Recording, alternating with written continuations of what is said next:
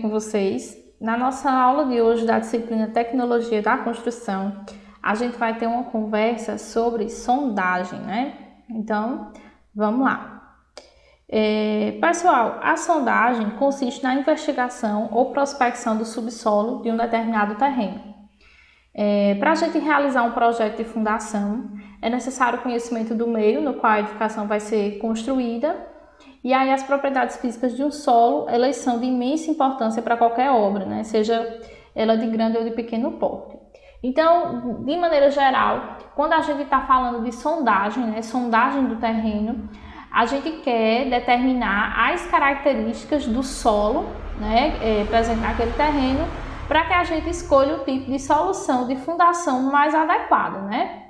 Então, além disso, existem outras características que a gente pode saber através da sondagem que são importantes dependendo do tipo e do porte da edificação que a gente vai construir. Então, sempre é muito importante a gente estar conhecendo esse terreno antes da gente começar a nossa edificação. Então, o primeiro serviço, né, que a gente vai fazer no nosso terreno, antes de tudo, é essa sondagem, certo?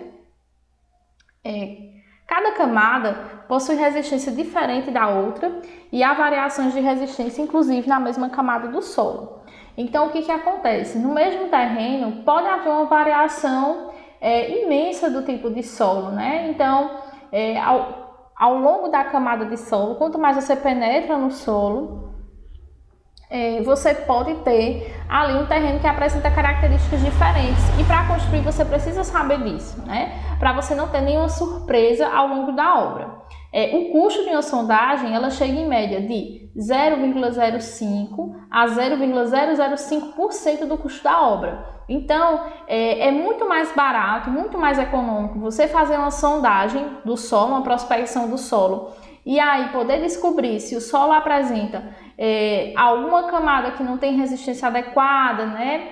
Ou o nível do lençol freático aflorando, entre outras coisas que você pode descobrir. Então é muito mais em conta você fazer a sondagem do que a posteriori você procurar uma solução, né, para um problema ocasionado devido à falta de conhecimento do tipo de solo, tá certo? Quais são as características importantes que a gente pode retirar das sondagens? Bom, de início a gente consegue determinar a espessura e a dimensão, né, de cada camada de solo até a profundidade que você desejar. Então, obviamente, vai depender muito do porte da tua edificação, né? Então, talvez não seja necessário você investigar muito a fundo a camada se você vai construir uma edificação de pequeno porte, né? Outra coisa que você consegue determinar a partir da sondagem é a existência de água no solo, né? A presença do lençol freático, e aí também você consegue identificar a que altura isso acontece, certo? E aí isso é importante, sobretudo naqueles terrenos que tem o lençol freático aflorando, e aí de repente você precisa até fazer uma drenagem para poder construir tua edificação, né? Executar tua obra. Outra coisa que a gente pode determinar também, através da sondagem, é a profundidade da camada rochosa, né? Ou ainda como se diz, né? Lá na parte que a gente vai falar mais à frente, de sondagem à percussão, né? Ou a camada rochosa ou a camada impenetrável ao amostrador, certo? Então dá para você determinar através da sondagem também a profundidade dessa camada. Além disso, também você consegue saber as propriedades do solo ou da rocha, né? Como permeabilidade, compressibilidade, resistência ao cisalhamento e as próprias características físicas, né? E também você, durante a sondagem, pode até fazer uma análise tátil-visual lá do solo, certo? Então, existem algumas referências normativas sobre sondagens no Brasil, e aí eu coloquei aí elencadas, né? A gente tem a NBR 8036, que é a programação de sondagens de simples reconhecimento dos solos, né, para execução de fundações de edifícios. A gente tem a NBR 7250, que fala sobre a identificação e descrição de amostras de solo obtidas em sondagem de simples reconhecimento. A gente tem a 6484, que fala de sondagens de simples reconhecimento com SPT, né? E aí, de antemão, eu já falo que esse SPT é o ensaio mais utilizado, né, para sondagem, quando a gente conhece mais ou menos as características do solo, né, quanto à resistência, né? E aí a gente vai ver também que, por exemplo, para solos moles, a sondagem SPT ela não vai ser tão eficiente. E ainda a gente tem a NBR 6502, que fala de rochas e solos. E aí eu trouxe para vocês, logicamente, existem outros tipos de sondagem, sobretudo para solos menos resistentes, né, para solos moles, mas eu resolvi não trazê-las detalhadamente aqui, porque, primeiro, na nossa região, né, não se trabalha muito com esse tipo de sondagem, devido às características do solo, e também foge um pouco do escopo da disciplina de vocês. Então, eu trouxe aqui as mais utilizadas, né? A sondagem a trado, a sondagem rotativa, a sondagem a percussão, né, que é amplamente difundida, que é o SPT. Inclusive, a gente vai ver mais à frente que alguns parâmetros obtidos no SPT, eles permitem a gente dizer a resistência do solo, onde a gente vai aplicar esse parâmetro até em programas estruturais para poder determinar as estruturas, né? A configuração das estruturas, tá certo? E também a gente tem a sondagem mista, tá? Que a gente vai comentar mais à frente também. Bom, começando falando sobre a sondagem a trado. Existem dois tipos de sondagem a trado, né? Primeiro, trados manuais e atrados mecânicos. A sondagem a trados manuais, né, é um processo bastante simples, rápido e econômico quando se trata de investigação do solo. Ela geralmente penetra somente nas camadas de solo que apresentam baixa resistência e se encontra acima do nível d'água, acima do lençol freático. Nesse tipo de sondagem, a perfuração do solo ela geralmente é realizada por operadores que vão girar uma barra horizontal que é acoplada a hastes verticais, onde se encontram as brocas, né, que é essa parte que vai capturar a amostra de solo. E aí, a cada 5 ou 6 giros dessa haste, é necessário que se retire a broca, se remova o material que foi acumulado, certo? E essa amostragem ela é executada a cada metro. E aí você vai fazendo essas rotações e sempre anotando a profundidade em que você observou uma mudança do material. Ainda eu posso dizer que esse tipo de sondagem ele é bastante utilizado para a determinação do nível do lençol freático. E as amostras retiradas através do trado manual, elas vão ser sempre deformadas, né? Ou seja, o solo não vai manter suas características físicas quando retirado da natureza, né, do terreno. E aí os resultados dessa sondagem, eles vão ser apresentados, né? Podem ser apresentados através de perfis individuais ou tabelas e onde são traçados perfis gerais do subsolo. Então, por se tratar de um tipo de sondagem muito simples, muito simplificado, né, ele é utilizado mais assim grosseiramente para que você saiba mesmo as características gerais do terreno, certo? E também para que você consiga determinar o nível do lençol freático. Eu vou estar enviando, anexo a essa aula, um vídeo mostrando como funciona esse tipo de sondagem, tá? Aí a sondagem a trado mecânico, né? Ela é uma opção utilizada nos canteiros de obra, porque é um processo limpo, não produz lama, é fácil de ser transportado, né, imobilizado dentro da obra e também requer um número pequeno de operadores, né? E aí a sua execução é relativamente rápida. Além disso, a realização da sondagem por trado mecânico, ela vai se caracterizar pela não produção de vibração durante a perfuração, que é bastante interessante dependendo da vizinhança, né? E também vai estar conseguindo, diferentemente do trado manual, quando você vai fazer essa sondagem com trado mecânico, você pode conseguir a perfuração de solos com a resistência mais elevada, certo? Eu também vou estar enviando um vídeo mostrando como é que ocorre esse tipo de sondagem. Aí vamos para o próximo tipo, né? Que é a sondagem rotativa. Pessoal, a sondagem rotativa, ela vai ser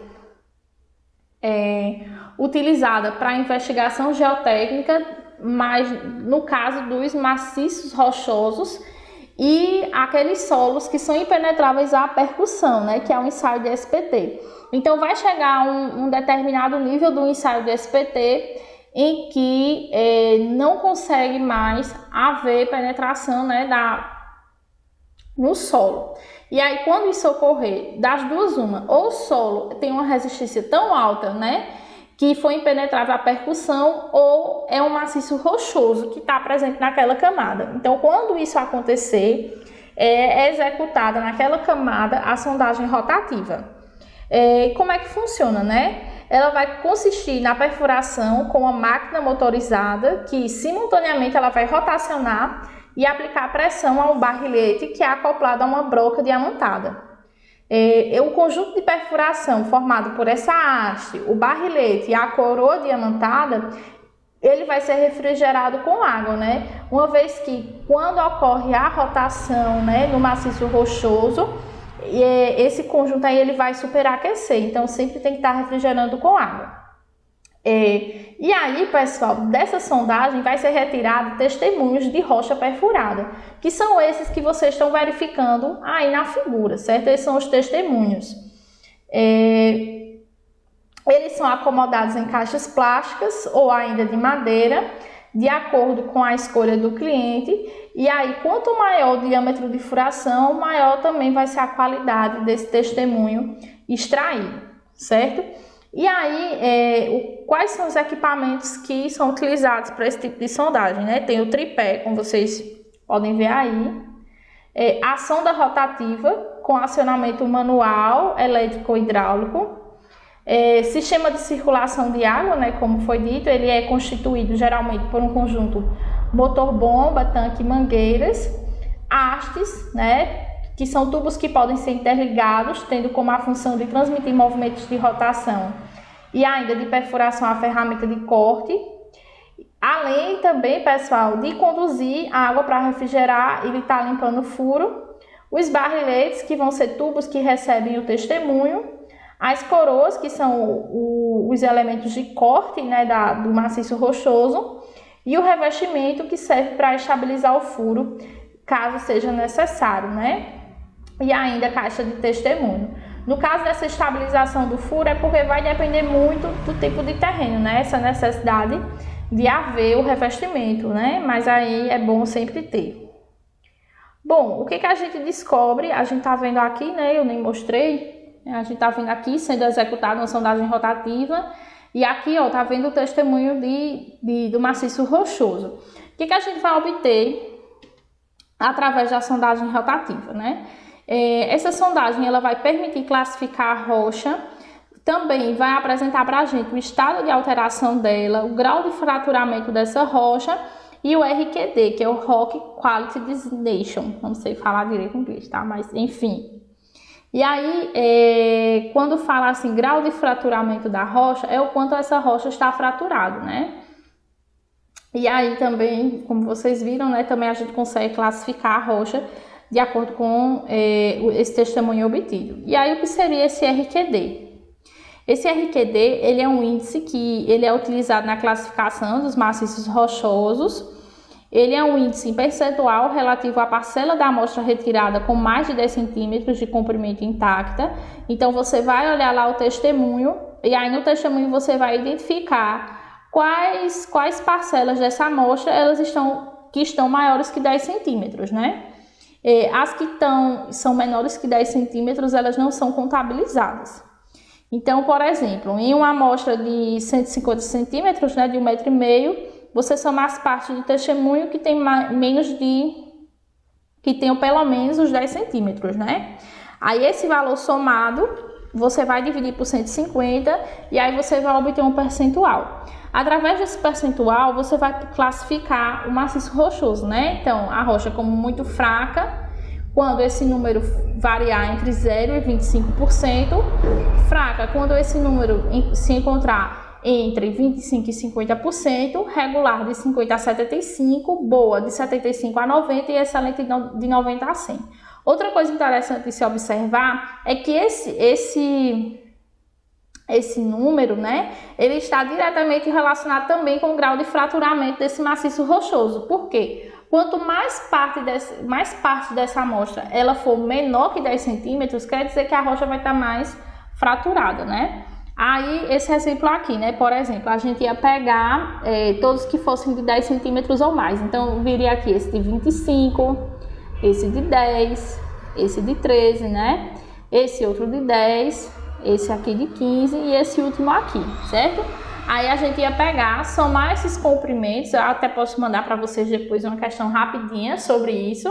A gente somaria esses comprimentos, dividiria por 150 e aí multiplicaria por 100, onde a gente ia estar obtendo uma porcentagem e aí observar aquela classificação do slide anterior, certo? E aqui a gente tem até esse exemplo aqui que eu vou mandar para vocês em separado, tá certo? Eu vou fazer e mando para vocês separado dessa aula. Quais são as principais vantagens da sondagem rotativa, né? Primeiro, permite que você perfure o material rochoso, né? Realize essa perfuração em material rochoso, o que não é possível com SPT, por exemplo. Vai permitir que você classifique e caracterize o perfil rochoso. Pode ser executado com ângulo de inclinação. Você consegue retirar amostras para análise, né? Amostras de rocha. E também permite uma perfuração a grandes profundidades. Então, pessoal, hoje era basicamente isso que eu queria conversar com vocês. E aí, na próxima aula, a gente vai conversar sobre o ensaio de SPT, né? Que é a sondagem à percussão. Até lá!